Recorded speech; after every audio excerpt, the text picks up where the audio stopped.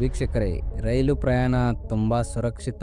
ಎಷ್ಟೇ ದೂರ ಪ್ರಯಾಣ ಇದ್ರೂ ಕೂಡ ರೈಲಿನಲ್ಲಿ ತುಂಬಾ ಸುರಕ್ಷಿತವಾಗಿ ಹೋಗ್ಬೋದು ಅಂತ ಅನೇಕರು ರೈಲು ಪ್ರಯಾಣವನ್ನ ಇಷ್ಟಪಡ್ತಾರೆ. ಆದ್ರೆ ನಿಮಗೆ ಗೊತ್ತಾ, ರೈಲು ಪ್ರಯಾಣಗಳಲ್ಲಿ ಅತ್ಯಂತ ಭಯಾನಕ ರೈಲು ಮಾರ್ಗಗಳು ಕೂಡ ಇವೆ. ಅವುಗಳನ್ನ ನೋಡಿದವರು ರೈಲನ್ನು ಹತ್ತಲು ಕೂಡ ಭಯಪಡ್ತಾರೆ. ಅಂತಹ ಭಯಾನಕವಾದ ರೈಲು ಮಾರ್ಗಗಳನ್ನ ನಾವಿವತ್ತು ನಿಮಗೆ ತೋರಿಸ್ತೀವಿ. ವಿಡಿಯೋ ತುಂಬಾ ಇಂಟ್ರೆಸ್ಟಿಂಗ್ ಆಗಿದೆ, ಹಾಗಾಗಿ ವಿಡಿಯೋನ ಎಲ್ಲೂ ಕೂಡ ಸ್ಕಿಪ್ ಮಾಡದೆ ನೋಡಿ.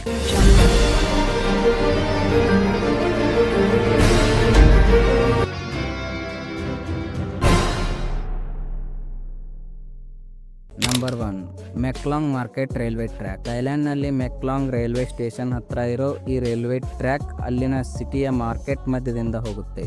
ಆಶ್ಚರ್ಯಪಡೋ ವಿಷಯ ಏನಂದರೆ, ಈ ಟ್ರ್ಯಾಕ್ ಹತ್ರನೇ ದೊಡ್ಡ ತರಕಾರಿ ಮಾರ್ಕೆಟ್ ಇದೆ. ಪ್ರತಿನಿತ್ಯ ಜನರು ಅದೇ ರೈಲ್ವೆ ಟ್ರ್ಯಾಕ್ ಪಕ್ಕದಲ್ಲೇ ಕೂತು ತರಕಾರಿ ವ್ಯಾಪಾರ ಮಾಡ್ತಾರೆ. ಪ್ರತಿನಿತ್ಯ ರೈಲು ಹಾರ್ನ್ ಆದ ತಕ್ಷಣ ತಮ್ಮ ಎಲ್ಲ ತರಕಾರಿಗಳನ್ನು ತೆಗೆದು ಪಕ್ಕದಲ್ಲಿ ನಿಲ್ತಾರೆ. ಮತ್ತೆ ರೈಲು ಹೋದ ತಕ್ಷಣ ಮತ್ತೆ ವ್ಯಾಪಾರ ಶುರು ಮಾಡ್ತಾರೆ. Number 2, Rameswaram railway track.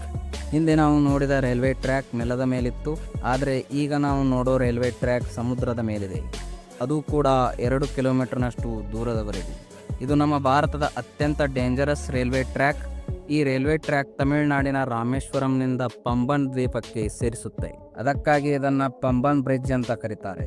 ಈ ಟ್ರೈನ್ನಲ್ಲಿ ಪ್ರಯಾಣಿಸುವವರು ಟ್ರೈನ್ನಿಂದ ಹೊರಗೆ ನೋಡಿದರೆ ಅವರಿಗೆ ಸಮುದ್ರ ಮಾತ್ರ ಕಾಣಿಸುತ್ತೆ. ಅಷ್ಟೇ ಅಲ್ಲದೆ ಟ್ರೈನ್ ಸಮುದ್ರದ ಮಧ್ಯೆ ಇದ್ದಾಗ ಸಮುದ್ರದಿಂದ ಬರುವ ಗಾಳಿ ದೊಡ್ಡ ದೊಡ್ಡ ಅಲೆಗಳನ್ನು ಸೃಷ್ಟಿಸಿ ಪ್ರಯಾಣಿಕರನ್ನು ಭಯಪಡಿಸ್ತವೆ. ಆದರೆ ಸಾಹಸಮಯ ಪ್ರಯಾಣವನ್ನು ಇಷ್ಟಪಡುವವರಿಗೆ ಈ ಪ್ರಯಾಣ ಖುಷಿ ಕೊಡುತ್ತೆ. Number 3, Gisborne railway track. ವೀಕ್ಷಕರೇ, ನೀವು ಎಂದಾದರೂ ಏರ್ಪೋರ್ಟ್ ರನ್ವೇ ಮೇಲಿಂದ ಟ್ರೈನ್ ಹಾದು ಹೋಗೋದನ್ನು ನೋಡಿದ್ದೀರಾ? ಇದು ನಿಮಗೆ ಅಚ್ಚರಿ ಅನಿಸ್ಬೋದು, ಆದರೆ ಇಂಥದ್ದೊಂದು ರೈಲ್ವೆ ಟ್ರ್ಯಾಕ್ ಇದೆ ಅಂದರೆ ನೀವು ನಂಬ್ತೀರಾ? ನ್ಯೂಜಿಲೆಂಡ್ನ ನಾರ್ತ್ ಐಲ್ಯಾಂಡ್ನಲ್ಲಿ ಗಿಸ್ಬರ್ನ್ ಎಂಬ ಒಂದು ಏರ್ಪೋರ್ಟ್ ಇದೆ. ಈ ಏರ್ಪೋರ್ಟ್ ಬೆಳಿಗ್ಗೆ 6 ಗಂಟೆಯಿಂದ ರಾತ್ರಿ 9 ಗಂಟೆಯವರೆಗೆ ತುಂಬಾ ಬ್ಯುಸಿ ಆಗಿರುತ್ತೆ. ಇಲ್ಲಿರುವ ರೈಲ್ವೆ ಟ್ರ್ಯಾಕ್ ರನ್ವೇಯ ಮಧ್ಯದಿಂದ ಹೋಗುತ್ತೆ. ಅದಕ್ಕಾಗಿ ಟ್ರೈನ್ ಬರೋ ಸಮಯದಲ್ಲಿ ಏರೋಪ್ಲೇನ್ಗಳ ಲ್ಯಾಂಡಿಂಗ್ ಮತ್ತು ಟೇಕ್ ಆಫ್ಗಳನ್ನು ನಿಲ್ಲಿಸಲಾಗುತ್ತೆ. ಅಥವಾ ಏರೋಪ್ಲೇನ್ಗಳು ಲ್ಯಾಂಡಿಂಗ್ ಆಗುವಾಗ ಅಥವಾ ಟೇಕ್ ಆಫ್ ಆಗುವಾಗ ಟ್ರೈನ್ಗಳನ್ನು ತಡೆ ಹಿಡಿಯಲಾಗುತ್ತೆ. ಅದಕ್ಕಾಗಿ ಅಲ್ಲಿ ಕೆಲಸ ಮಾಡುವ ವರ್ಕರ್ಸ್ಗೆ ಇವೆರಡನ್ನ ಮೇಂಟೈನ್ ಮಾಡೋದು ತುಂಬ ಕಷ್ಟದ ಕೆಲಸವಾಗಿದೆ. ಯಾಕಂದರೆ ಈ ಏರ್ಪೋರ್ಟಿಂದ ಪ್ರತಿದಿನ ಸುಮಾರು 60 ಡೊಮೆಸ್ಟಿಕ್ ಪ್ಲೇನ್ಸ್ ಸಂಚಾರ ಮಾಡ್ತವೆ. ಅದಕ್ಕಾಗಿ ಇವೆರಡರ ಸಂಚಾರವನ್ನು ತುಂಬ ಎಚ್ಚರಿಕೆಯಿಂದ ನೋಡ್ಕೊಳ್ಬೇಕಾಗುತ್ತೆ. ಇಲ್ಲವಾದರೆ ಎರಡೂ ಕೂಡ ಕ್ರ್ಯಾಶ್ ಆಗುವ ಸಂಭವ ಇರುತ್ತೆ. Number 4, train to the clouds. ಅರ್ಜೆಂಟೈನಾದಲ್ಲಿ ನಿರ್ಮಿಸಿರೋ ಈ ರೈಲ್ವೆ ಟ್ರ್ಯಾಕ್ ಪ್ರಪಂಚದಲ್ಲಿ ಅತ್ಯಂತ ಅಪಾಯಕರವಾದ ಟ್ರ್ಯಾಕ್ಗಳಲ್ಲಿ ಒಂದಾಗಿದೆ. ಈ ರೈಲ್ವೆ ಟ್ರ್ಯಾಕ್ನ ನಿರ್ಮಾಣವನ್ನು 1948ರಲ್ಲಿ ನಿರ್ಮಿಸೋಕೆ ಶುರು ಮಾಡ್ತಾರೆ. ಅದನ್ನು ನಿರ್ಮಿಸಲು ಇವರಿಗೆ ಸುಮಾರು 22 ವರ್ಷಗಳ ಸಮಯ ಹಿಡಿಯುತ್ತೆ.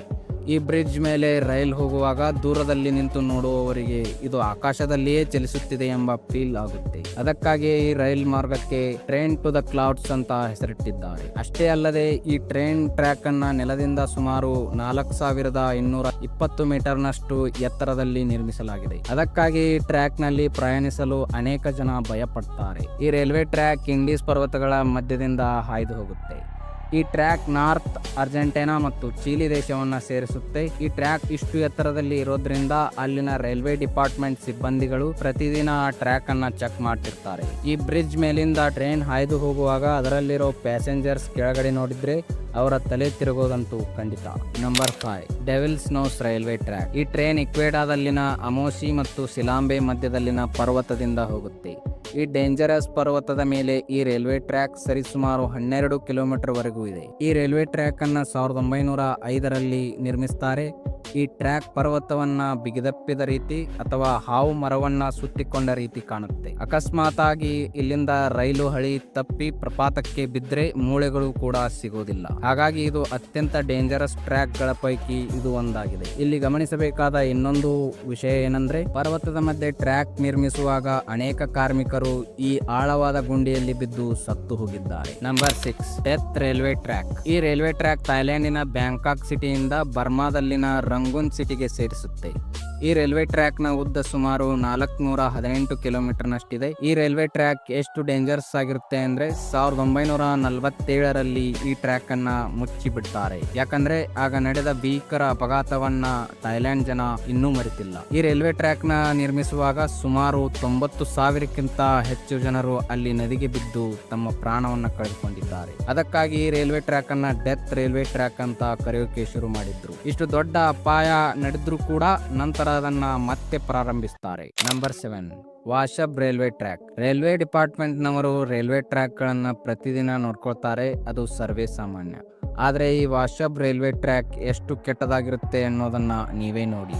ಈ ವಿಡಿಯೋದಲ್ಲಿ ಆ ಟ್ರೈನ್ ಹೇಗೆ ಅಲುಗಾಡುತ್ತಾ ಬರ್ತಿದೆ ನೋಡಿ. ಇಂತಹ ಟ್ರ್ಯಾಕ್ ಮೇಲೆ ದೊಡ್ಡ ದೊಡ್ಡ ಹೆವಿ ಟ್ರೈನ್ ಗಳನ್ನ ಬಿಡಲಾಗುತ್ತೆ. ಇದನ್ನ ಪ್ರಪಂಚದ ಅತ್ಯಂತ ಡೇಂಜರಸ್ ರೈಲ್ವೆ ಟ್ರ್ಯಾಕ್ ಅಂತ ಹೇಳ್ಬಹುದು. ಈ ಟ್ರ್ಯಾಕ್ ಅನ್ನು ಒಮ್ಮೆ ರಿಪೇರಿ ಮಾಡಲಾಗಿತ್ತು, ಆದರೆ ಕೆಲವು ದಿನಗಳ ನಂತರ ಮತ್ತೆ ಹಾಗೆ ಆಗಿದ್ರಿಂದ ಅದನ್ನ ಹಾಗೆ ಬಿಟ್ಟಿದ್ದಾರೆ. ನೋಡಿದ್ರಲ್ವಾ ವೀಕ್ಷಕರೇ, ವಿಶ್ವದ ಟಾಪ್ 7 ಡೇಂಜರಸ್ ರೈಲ್ವೆ ಟ್ರ್ಯಾಕ್ ಗಳನ್ನ. ಈ ಟ್ರ್ಯಾಕ್ ಗಳಲ್ಲಿ ನಿಮಗೆ ಯಾವುದು ಜಾಸ್ತಿ ಭಯ ಹುಟ್ಟಿಸ್ತು ಕಮೆಂಟ್ ಮಾಡಿ ತಿಳಿಸಿ. ಹಾಗೆ ನೀವು ಯಾವುದಾದರೂ ಡೇಂಜರಸ್ ಟ್ರೈನ್ ಜರ್ನಿ ಮಾಡಿದ್ರೆ ಎಸ್ ಅಂತ ಕಮೆಂಟ್ ಮಾಡಿ.